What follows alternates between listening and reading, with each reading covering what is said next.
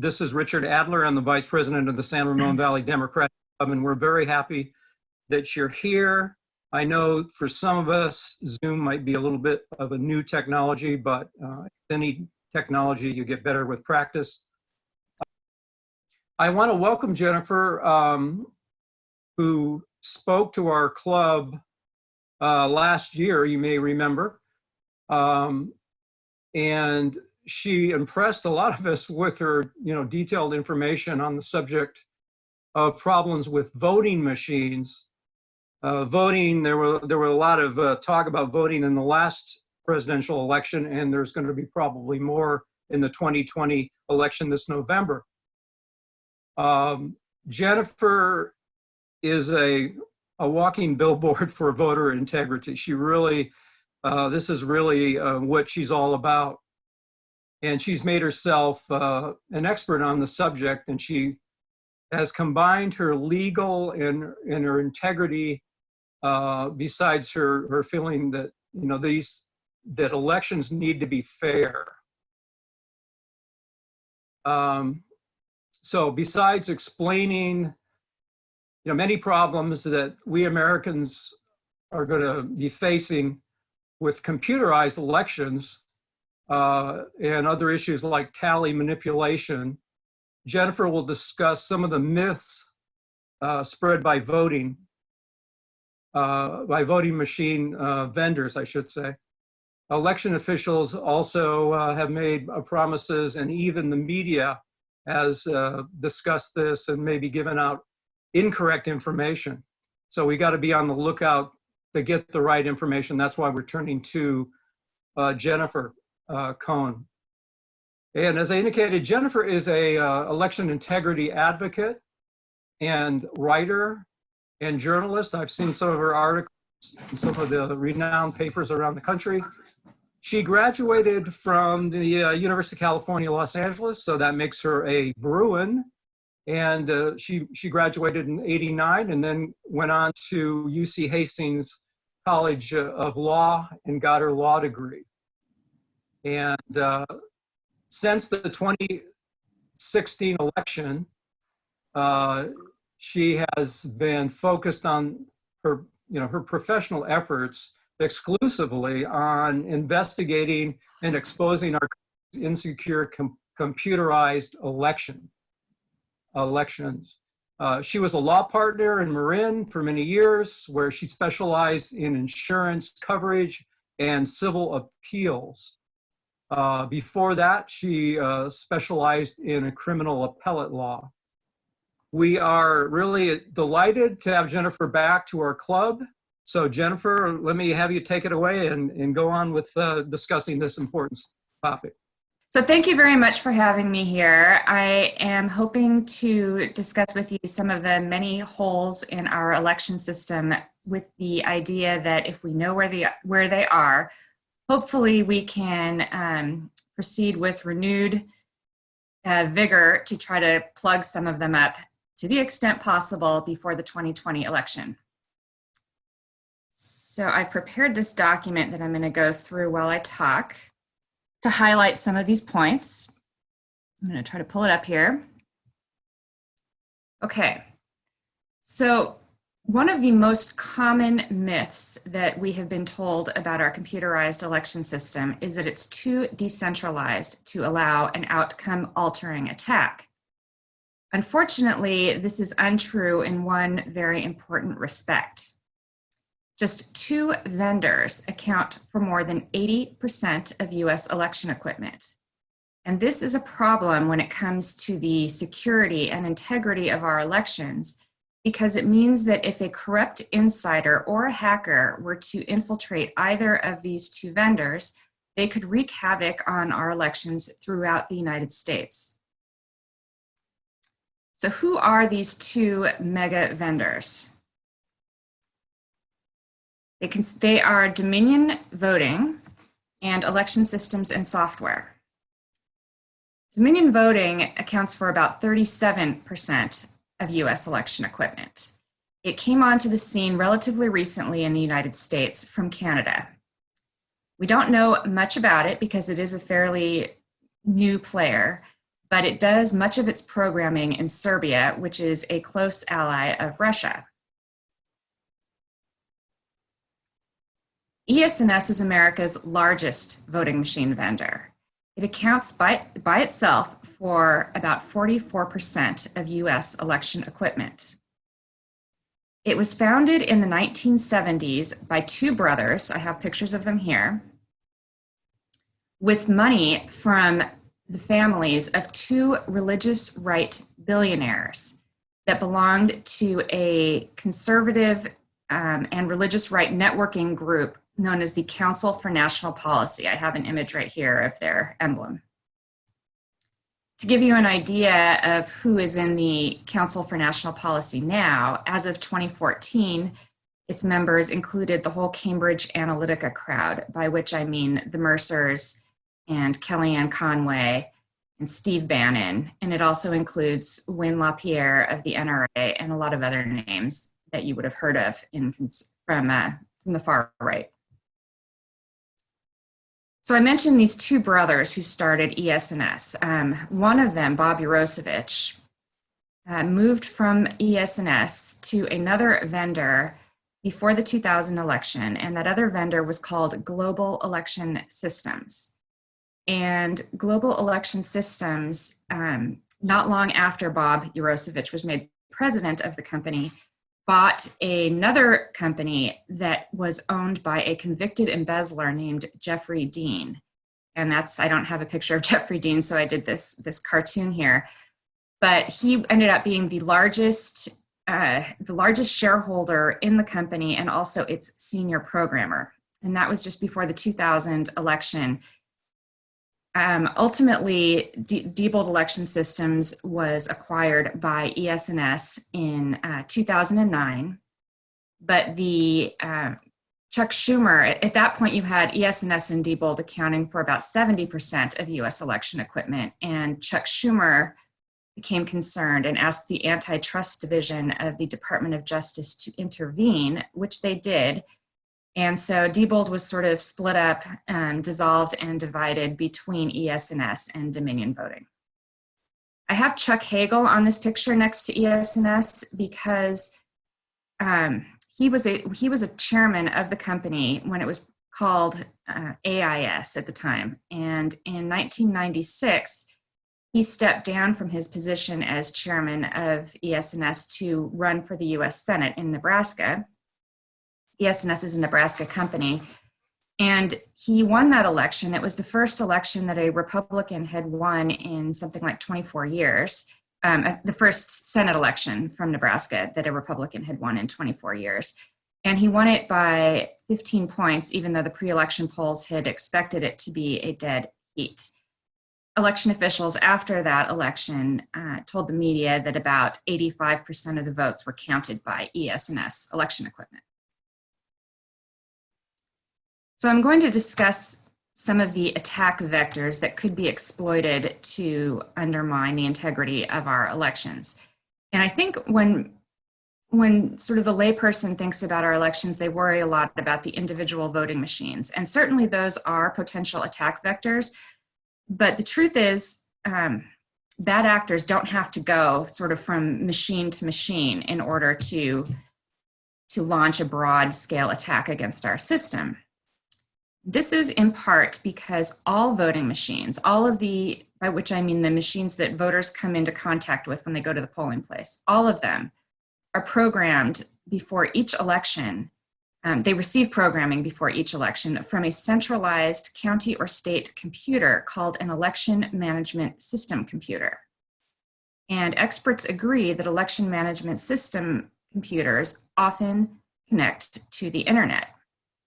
And so this gives sort of a portal through which bad actors could, internet hackers, could get into the election management system and then spread malware from there to all of the voting machines that are at the polling places.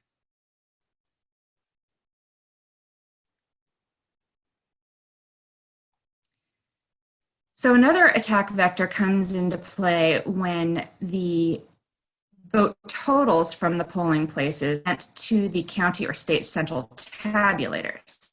And the central tabulator is, it's software, but it's on a computer in the county or state office, and it aggregates all of the precinct totals for the county, or in some cases, the state. So it's really a treasure chest. If you're a hacker, you really want to be able to do something with this central tabulator. The way that the vote totals are transferred from the polling places to the central tabulator, it varies from jurisdiction to jurisdiction, and there isn't a lot of transparency about it. Some of them, maybe most of them, use removable media. So by which I mean USB drives or memory cards. And they use that to transfer the totals.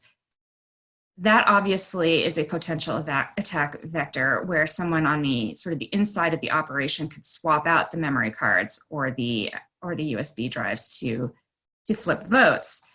And in the 2000 election, in fact, there was an incident that really didn't get as much attention as maybe it should have. It sort of was lost amidst all of the uproar over hanging chads. It's called the Volusia error because it happened in Volusia County. And what it is a voting machine in that county was discovered to have subtracted 16,000 votes for Al Gore and added some of them to a third-party candidate. And this was noticed only because a poll worker was watching the central tabulator and noticed that Gore's vote total was going down. The Volusia error was officially attributed to a faulty memory card, but I have an excerpt here from a New York Times piece that was written in, believe it was written in 2017 or 2018, which talked about the Volusia error and explained that typically a faulty memory card would you'd expect it to maybe scramble the data. You wouldn't expect it to subtract votes from one candidate and add them to another candidate. And not only that, despite the official explanation that it was a faulty memory card, there was also a reference in the election logs to a phantom memory card, phantom second card that was never really explained. So this it was, and then of course we had a recount that was stopped by the Supreme Court. So we didn't actually conduct a statewide recount in the state of Florida in 2000. And so we don't know if there might've been other instances of similar things happening that just weren't noticed.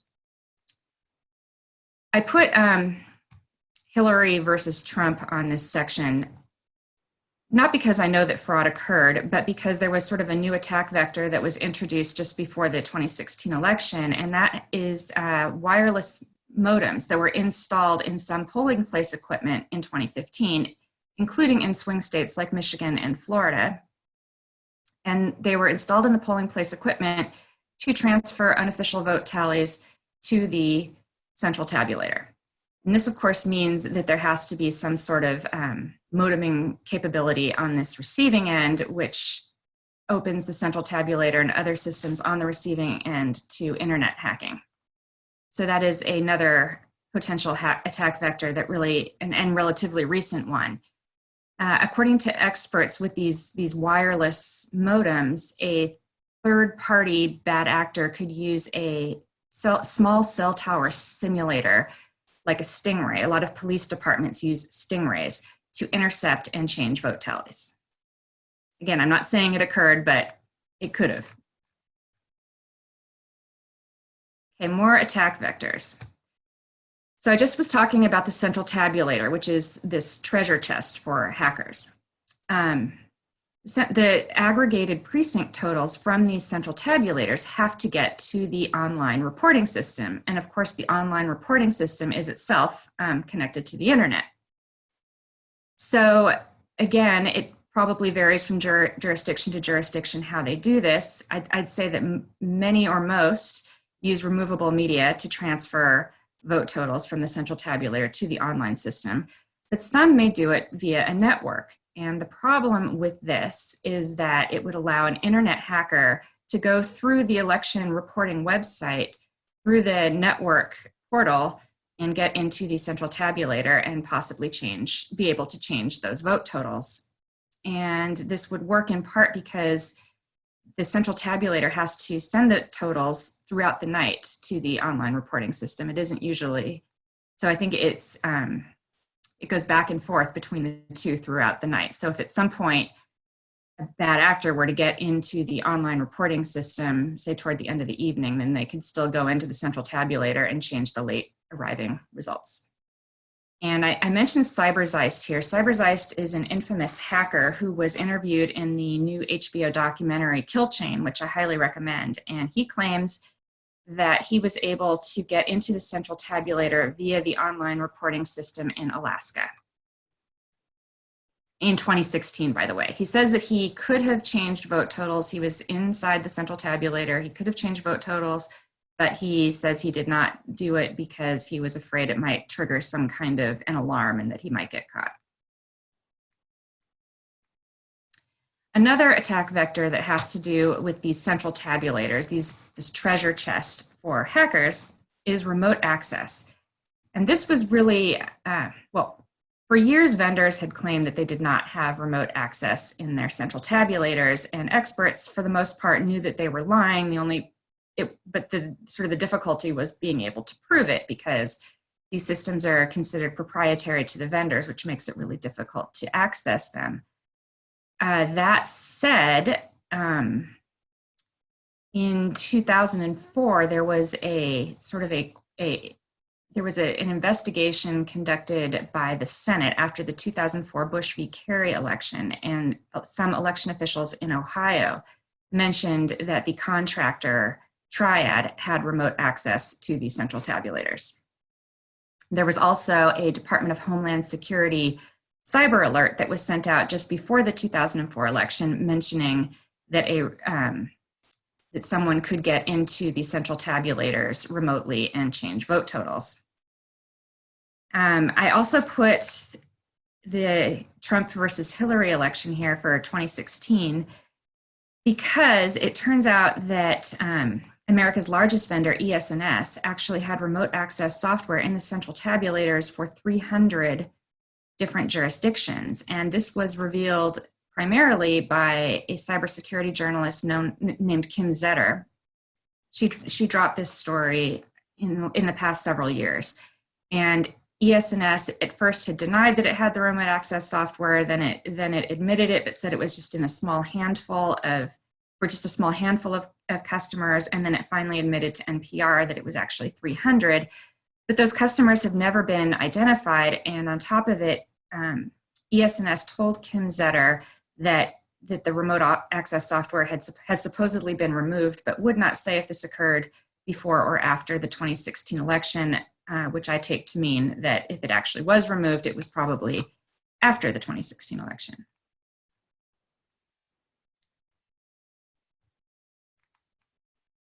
So according to experts, there really is no way to prevent hacking. You can try to make it harder for sort of a casual hacker to infiltrate these systems, but a nation state or sophisticated hacker is going to be able to find a way in. And therefore, the only way to protect our computerized elections, the voting equipment, is to conduct a robust manual audits.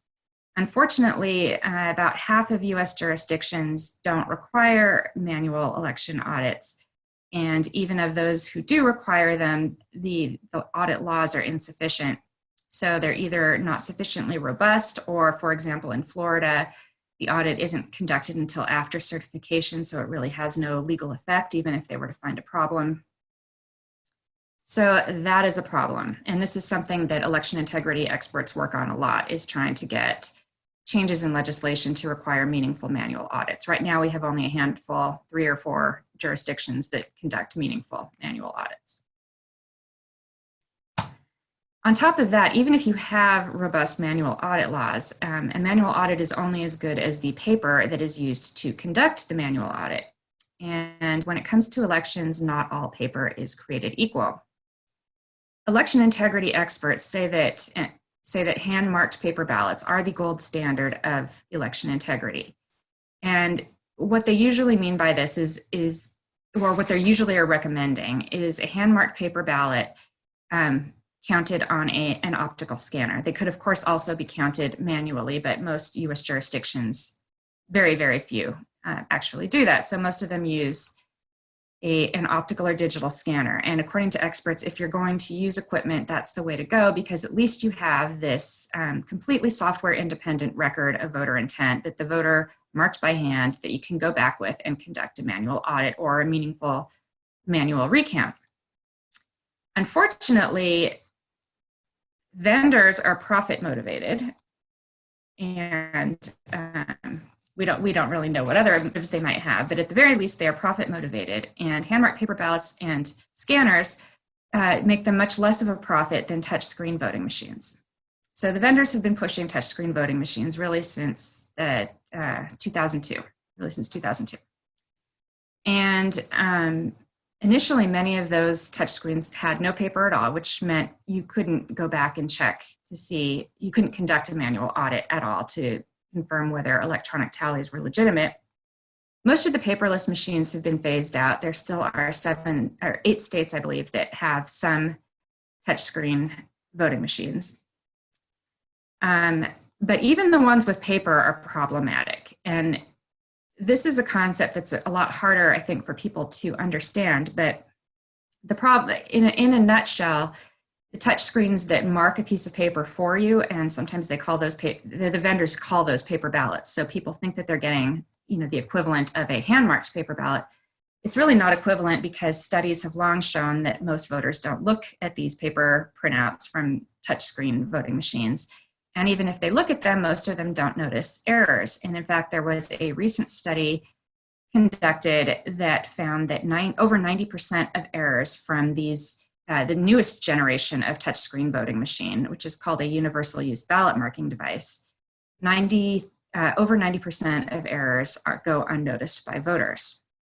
Something else you might notice, if you can see it well enough, is there's this barcode at the top right here of the paper printout. And this is sort of a new thing. So the newest generation of touchscreens, the printouts have a barcode, and the barcode is the only part of the printout that's actually counted as your vote. So although there's some text beneath it, which most voters probably aren't going to look at, and even if they try, their memory isn't going to be good enough to remember, especially for the down ballot races, who they voted for.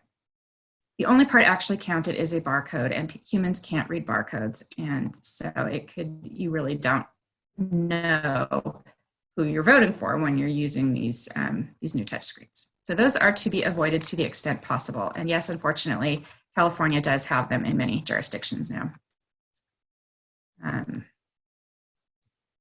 Okay, other vulnerabilities. So the voter registration system is an enormous vulnerability. The voter registration system connects to the internet. This, we've already been told that Russia targeted and was actually infiltrated voter registration systems in 2016. So that's something to watch out for. It's also, I think, difficult to know whether data has been changed when hacker infiltrates a voter registration system. And that's a real problem, because if we can't tell whether they've been hacked, there really isn't a remedy. Something else that's sort of new since about 2015, it's not new, but what's new is it's really taken off in terms of jurisdictions flocking to them and wanting to buy them, is electronic poll books. And what these are, they replace paper voter lists. So when you go to check in at the polls and someone confirms whether you're registered to vote, most places used to use a paper poll book. Now they've made this electronic as well. And the problem there, there are benefits to it. It enables same-day voter registration is really the main one, and it facilitates early voting. But on election day, when you don't have an opportunity to come back if there's a problem, I think the electronic poll books can be very problematic. And we saw that in North Carolina in 2016. The poll books seemed to have wrong information in them, and they were sending voters to different precincts. They kept telling voters they were at the wrong precinct or that they weren't registered when they really were. We also saw massive problems with electronic poll books recently in Los Angeles County, which debuted a brand new system. And the electronic poll books, they need to be able to communicate with each other to make sure that people haven't voted twice. And they do that by via either Wi-Fi or Bluetooth, which are both very hackable, and also can just have connectivity problems, which is what happened in Los Angeles County, massive connectivity problems. And the problem with that is if people can't, you can't check in, then you can't vote. So it can absolutely disenfranchise voters. Ohio also has had substantial problems with its electronic poll books. I want to emphasize this again. There's a tendency among the public and even election security advocates to focus on vote flipping, and understandably so. But it's also important to remember that long lines and chaos at the polls can disenfranchise voters, and that is sort of standard voter suppression. And I think something that's often overlooked is the role that electronic voting equipment can play in this. So for example, touchscreen voting machines, the newest generation ones from ES&S, take voters 3 times as long to use as hand-marked paper ballots and scanners, 3 times as long, and that of course is going to contribute to long lines. Not only that, research has long shown that all touchscreen systems tend to contribute to long lines because they limit the number of people who can fill out their ballots concurrently to the number of working machines sent to the polling place. And this is sort of another open door for maybe corrupt election officials to suppress the vote by sending an insufficient number of working machines to whatever precincts it might want to suppress.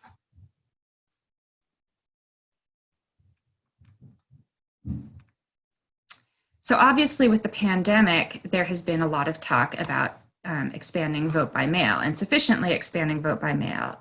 Although I agree that due to the pandemic, we need to expand vote by mail, it also has plenty of holes that can be exploited by hackers. And I think it's a mistake really to declare any of these systems secure, because the devil is always in the details and there always are holes, and it really just matters whether and to what extent we're able to plug them up.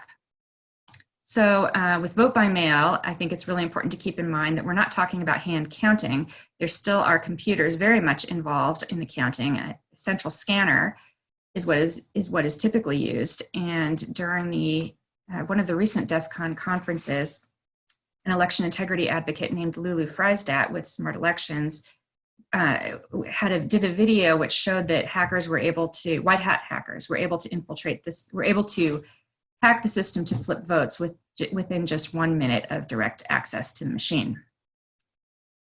There are other problems. The biggest problem the biggest thing that I'm concerned about with vote by mail is just that people won't receive their vote by mail ballots. And this happens frequently. It happens probably in every election.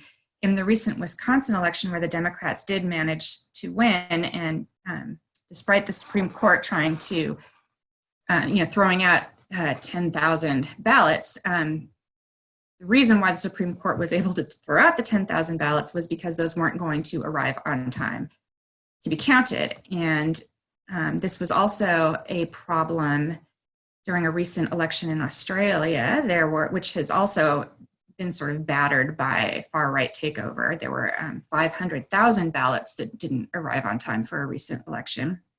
It was a problem during the Brexit referendum, especially with voters who didn't live in the UK.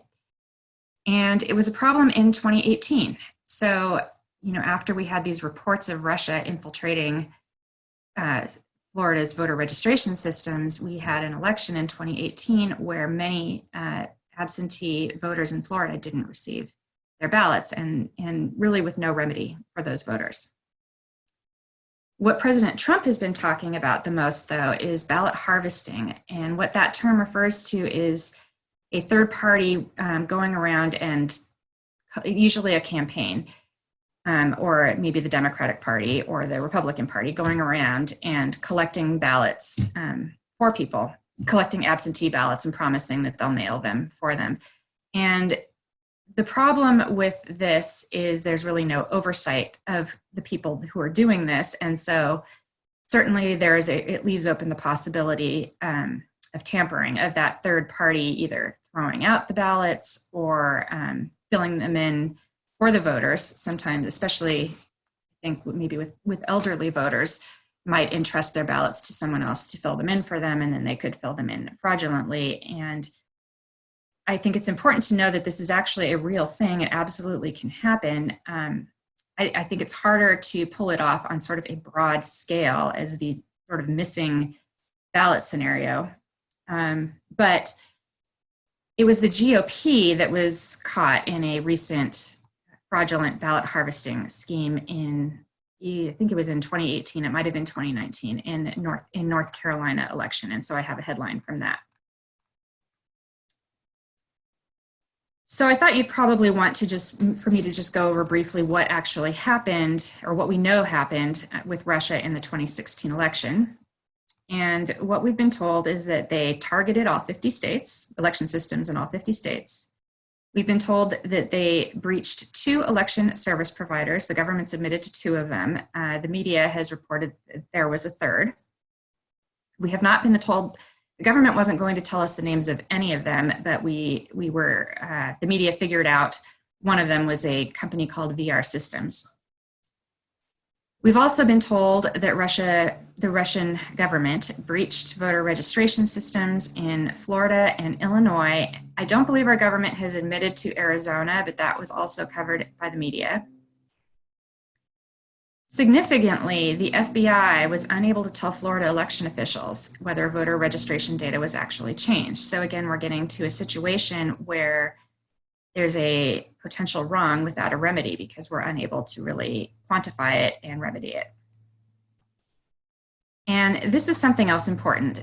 Our government has insisted, the Trump administration, on emphasizing that there is no evidence that actual vote tallies were changed.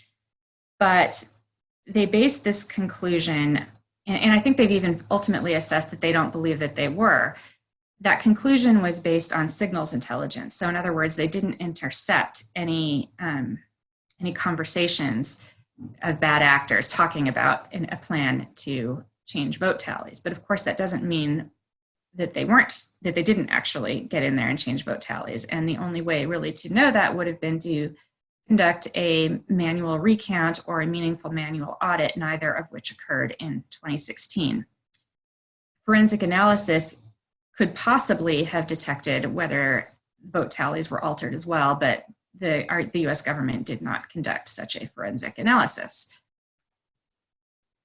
So we're really sort of in the dark as to what happened in 2016, and a worst case scenario would be, if you're a Democrat, really either party, is that your candidate loses, and again, we're left in the dark, unable to know whether the loss was legitimate. So the solutions that we need to remedy all of these problems, almost all of them have to do sort of with an overarching theme of transparency. And by transparency, I mean that mostly I mean public oversight. To the extent the public can oversee our elections, that can help prevent corrupt insiders and hackers from getting away with stealing votes. The first step is to have voting equipment with meaningful paper that can be used to conduct manual audits. And again, that is hand-marked paper ballots. I've seen stats saying 70 or 80% of the country does use hand-marked paper ballots. It's that other 20 to 30% though that we have to worry about, and they're quite stubborn. We should remove the wireless modems that were installed starting in 2015 in polling place equipment. The remote access software, we should figure out what ES&S did to confirm that this remote access software was removed, confirm that it really was removed. I believe we should be told where it was, and we should ask the other vendors who haven't spoken to the issue if they have installed remote access software and ensure that their remote access software is removed as well. Tempting as it is in a pandemic to move toward internet voting, all election security experts say that would be a terrible idea. There is no paper involved with internet voting. There would be no way to know if the vote totals were legitimate. As I mentioned, robust manual audits. We also need to make sure that the chain of custody has been maintained between election night and the manual audit, because you don't want bad actors to get in there and manipulate things to make it look like, to make the manual audit support an illegitimate outcome. So the chain of custody is very important. for these electronic poll books that jurisdictions are flocking to. Unfortunately, many of them are not going to have backup paper voter lists, and this is a huge problem if, as in Los Angeles County, there are connectivity problems and the poll books don't go down. That can disenfranchise voters, so we should insist on paper backup voter lists. As individual voters, it's very important that we check our voter registrations repeatedly and that we educate other members of the public to do the same. And I recommend saving a screenshot confirming your voter registration in case it comes down to after the election, they're saying you weren't registered and you need to launch some kind of a legal fight. For vote by mail, I think the two of the most important things we need to look out for in jurisdictions that we're pushing to expand vote by mail is we really need to insist that those jurisdictions give voters notice of any defects with their voter registration and an opportunity to cure them. And we need to come up with some kind of way to quantify voters who don't receive their mail ballots and a remedy for those voters. One of maybe the easiest things is to require that, or to insist that jurisdictions let voters postmark their mail ballots after the election in case they didn't receive them on time. Another is to maintain some in-person voting, which I think most election integrity advocates are coming around to, realizing that we're just not really in a position to do only vote by mail, even in a pandemic. We're going to need to maintain some sort of in-person voting, and I fully support that, especially for the tens of thousands and more likely hundreds of thousands of voters who never will receive their absentee ballots in the mail. And of course, we need to save the post office. There is a Republican-led effort to bankrupt the post office and privatize it before the 2020 election. We already have enough trouble with shady private vendors. We don't need more stepping in to handle the delivery of our vote by mail ballots. Just another word about transparency, because I really think that this is what it all comes down to. We need to be told when election systems were breached and if they've been breached. And in 2016, it is unlikely we would know, or there's a very good chance, I would say, that we would not know what little we do know happened in 2016 if it were not for the Army veteran Reality Winner. She was an NSA contractor, and she's the one who leaked the NSA report talking about the attack on VR Systems and another election service provider, and other details of Russia's attack on our election system in 2016. State election officials told the media that they hadn't realized that Russia had attacked our system until the Reality Winner leak. Unfortunately, there are many obstacles to implementing these election security protocols. Probably the most glaringly obvious one is corruption. Our election system is incredibly corrupted through lobbyists and otherwise. ES&S has an advisory board, and it puts state election officials on that board, wines and dines them, flies them to fancy destinations, fun destinations such as Las Vegas, where it hosts open bars for them. So it's just buttering up the election officials. Not only that, through lobbyists, they make donations. And so we had a situation, for example, in Philadelphia where election officials and advocates were very much pressing for hand-marked paper ballots, but Philadelphia ultimately went for the touchscreen universal use ballot marking devices that cost between 2 and 3 times as much money. And it turned out later that that 2 of the 3 decision makers had accepted donations from ES&S lobbyists. And we see this all the time, in particular with ES&S. It donated $30,000 to the Republican State Leadership Committee. It has donated that much since 2014. And we've seen similar patterns of donations to election officials by the electronic poll book vendors, unfortunately. So here's some organizations that are really making a difference in the election security space. I wish I could include the ACLU and Common Cause and some of those really large organizations, but unfortunately, they really don't focus on the security of our elections very much. They focus on other aspects, access to the elections, which is incredibly important, voter suppression, but really there are not a lot of organizations doing good work on security.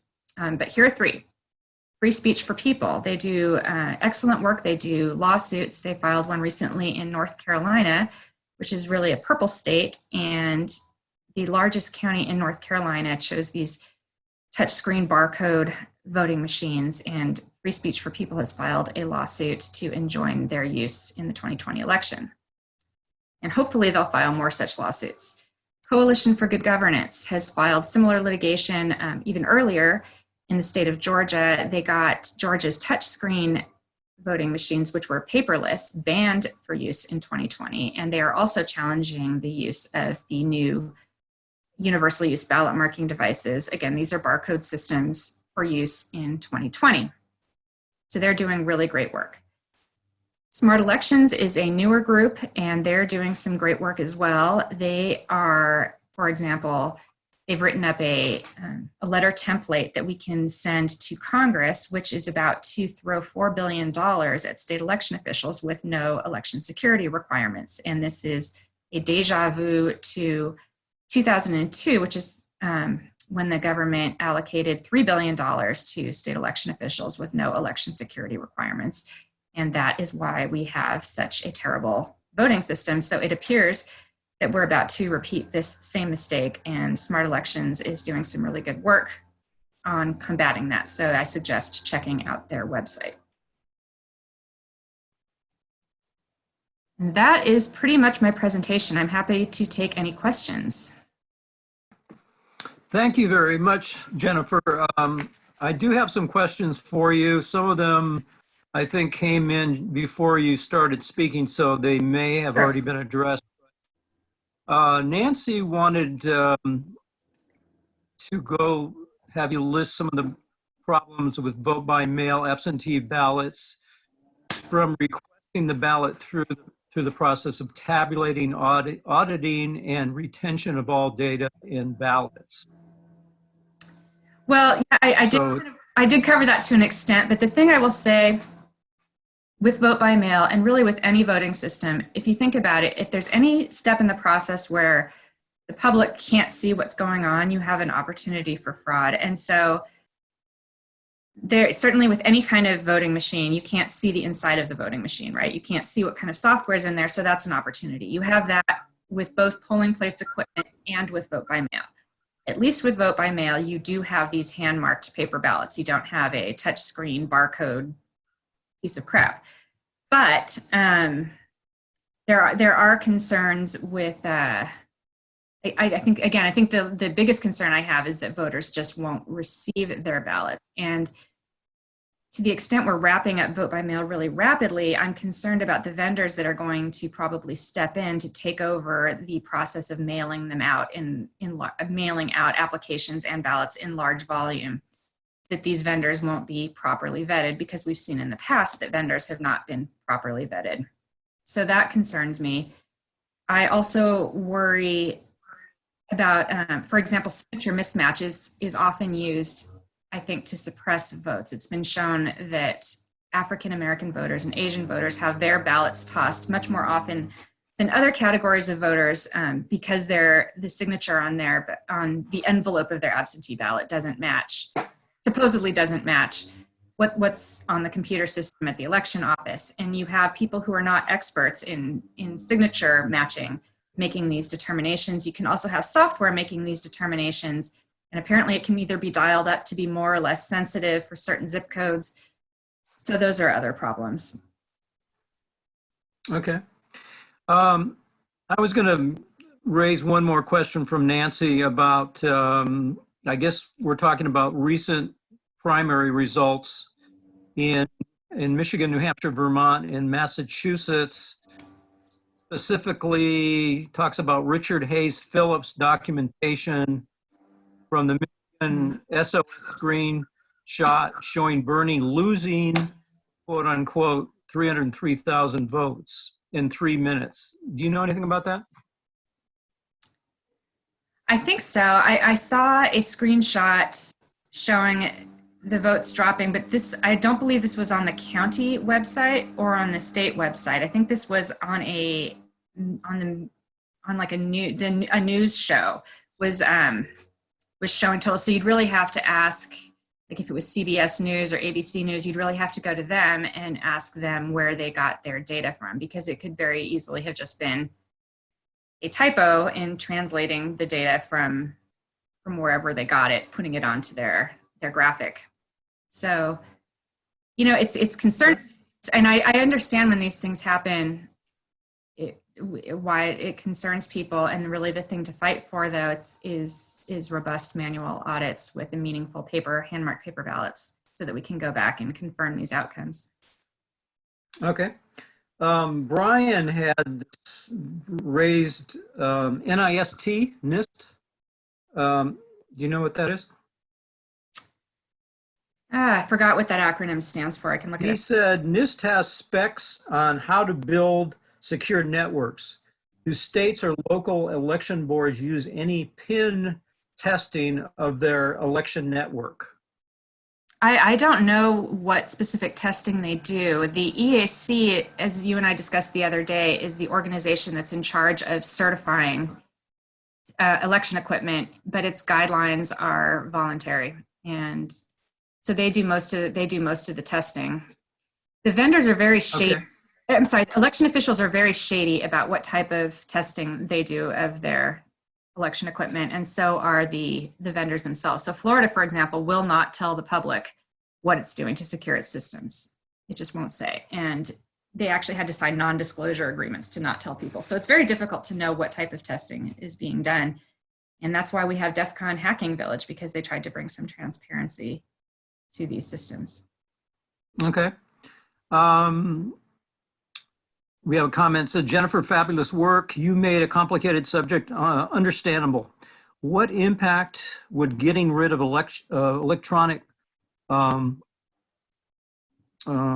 says poll books have on central voting centers and early access? What is the solution?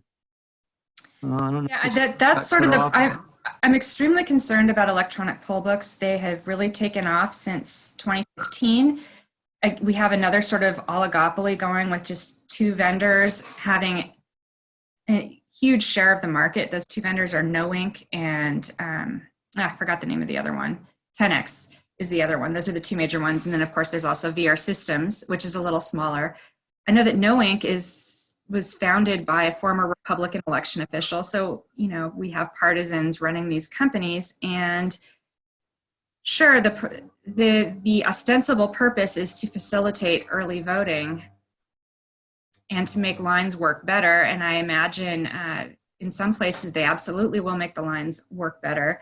But as we saw in LA County's disastrous debut of its new voting system just a few months ago, the electronic poll books are, I mean, at the very least, if you can't get a Wi-Fi connection, they're not going to work. And then if you don't have a paper backup, which you won't for these large vote centers, it's impossible to have a paper backup. Okay. Then you're just out of luck. And so this is a model that Los Angeles County really wanted to roll out nationwide, these large vote centers. And I have a lot of concerns about them. And part of it has to do with this reliance on electronic poll books, which are very fallible. Okay. Another question from Bill. How big of a percentage of our national and state legislators are aware of or interested in election security? What percentage of our elected representatives? The one who seems to have really dug in the deepest by far is Senator Ron Wyden from Oregon. Senator Klobuchar has sort of made this her issue, but I haven't really been impressed with her in the sense that she seems much less interested in educating the public, whereas Senator Wyden seems to understand that in order to sort of gain momentum for a movement, you have to explain the concepts to people, the difference between a hand-marked paper ballot and a barcode, you know, a barcode on a piece of paper. So there's those two. Kamala Harris, I think, is a little bit interested, but overall, I would say that the interest level is very cursory. And I have been really disappointed in our members of Congress that they haven't dug in deeper. And I think that they've been scammed quite a bit by the vendors. Here's something I want to mention. The vendors have gotten away with calling these printouts from these touch screens paper ballots, these barcode printouts. And I think most of our members of Congress have fallen for it. Election integrity organizations fell for it. Everybody fell for it. And it's a real problem. So you now have to put that hand-marked prefix before the phrase paper ballots. And this is where I think everybody but Ron Wyden in Congress has fallen down. They don't put that hand-marked prefix. So they're opening the door to these really dangerous new touchscreen voting machines. Just generally, is it a state-by-state issue, or is there a federal guideline generally about elections that maybe Congress, if they got their act together, could do? Have a national. Yeah, Congress does have authority over federal elections if it wants to exert it, but it really hasn't. And what seems to happen is that whenever there's a crisis, so there was sort of that crisis of the hanging chads after the 2000 election, everybody panicked and they went for a really cruddy piece of legislation that threw $3 billion at people and at the states and at the vendors, and it was taken over just by a handful of corrupt vendors. And we haven't had manual audits for the most part, and we got paperless machines. The only two senators who voted against that act in 2002, the Help America Vote Act, were Senator Clinton, Hillary Clinton, and Chuck Schumer. And Hillary Clinton even warned at the time that she was worried that Republicans would use paperless machines to steal elections. But most members of Congress are not brave enough to even raise the possibility of corrupt insiders. Russia actually has made it easier in some ways because they can just say Russia, Russia, Russia, and it's okay to worry about Russia stealing an election. But frankly, we've always had to also be concerned about insiders stealing elections. So I forgot what the original question was. I think I was talking yes, about yes. So there's about to pass another piece of legislation for $4 billion is about to be thrown at vendors and corrupt election officials again. And I think it's a big mistake. I think we need to insist on at least some bare minimum requirements. If this is to expand vote by mail, make it only to expand vote by mail, and at least require that jurisdictions give voters notice and an opportunity to cure signature problems and other problems with their mail ballots. Don't just throw billions of dollars at them and think they're going to do the right thing, because they won't. So it sounds like if you were to compare 2016 to the current climate, we really haven't made a lot of headway on a lot of these issues that have been staring us right in the face. We have not made headway in terms of transparency, which I think is the most important factor. The only thing, but supposedly behind the scenes, there has been progress made. It's just not the type of, so the Department of Homeland Security assures us that it's been working with election officials in various states to improve things, but they're not letting the public in on what specifically those things are. So it may be improved, but unfortunately, if you don't have, without transparency, in some ways it doesn't matter, because it's crucial that that not just the winners, but the losers believe that the outcome of an election is legitimate. And so even if you have a legitimate outcome, but no one believes it, that undermines democracy. So we have not made enough progress on that key factor of transparency. We have another message from Bill said, you have an online presence, don't you? How can we subscribe to your material? I do. I've been writing about election integrity for about 3 years, and I have a very large Twitter presence. My handle is at Jenny Cohn 1, JENNYCOHN1. And I also have written quite a few articles. I meant to have a website set up, and that hasn't happened yet, but I do have sort of on my Medium account, I have a document that links to every article and most of the interviews that I have done. So if you look up Jennifer Cohn on Medium, I think you can just follow my Medium account, and then you can also find that article that lists it links to most of my articles and most of my appearances and interviews. Okay, because that kind of goes along with a question that said about whether you had printed articles about what you've discussed today that we can send to our congressmen and senators. So it sounds like you do. Yeah, the two in particular, if you wanted to send something, I would say They're both written for the New York Review of Books. So if you type my name in with New York Review of Books, I did two. One is called Voting Machines, What Could Go Wrong? And that gives I think that gives a really good overview of the many vulnerabilities in our system that I discussed today. And then my more recent one has to do with the proliferation of these touchscreen ballot marking devices that everyone is miscalling paper ballot systems, or misleadingly calling paper ballot systems. And that article is called How New Voting Machines Could Hack Our Democracy. Okay. I just have a question about, how did you get involved in this? Was there an election that just got you The worked 2016 up about election. Jump in? It was the 2016 election, and someone was asking for help with research. So I just did it as a favor. And I wasn't particularly interested in the abstract, but the chasm between what election officials were telling us about, don't worry, there's no internet connectivity, and what the election experts were telling us was really striking to me. And then the embezzler at Diebold Election Systems really grabbed my attention too. So I got hooked pretty early. But the Glad you did. 2016 election. All right. I think we fielded the questions here. Anything else you wanted to say before we kind of wrap up?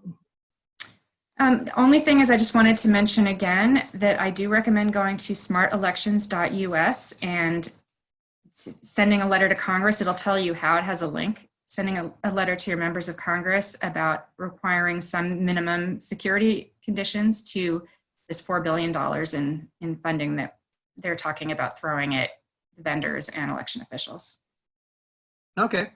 I appreciate it. I'm gonna close with some general remarks about our club, but I look forward to hearing from you in the future, because this is an ongoing issue, and you're close by. So it's good to have you to turn to when we have questions about this serious subjects, especially coming up in November. Thank you. I'd be happy to. I was going to also just mention to the club that I hope you've enjoyed our speaker today, and I'm sure you have.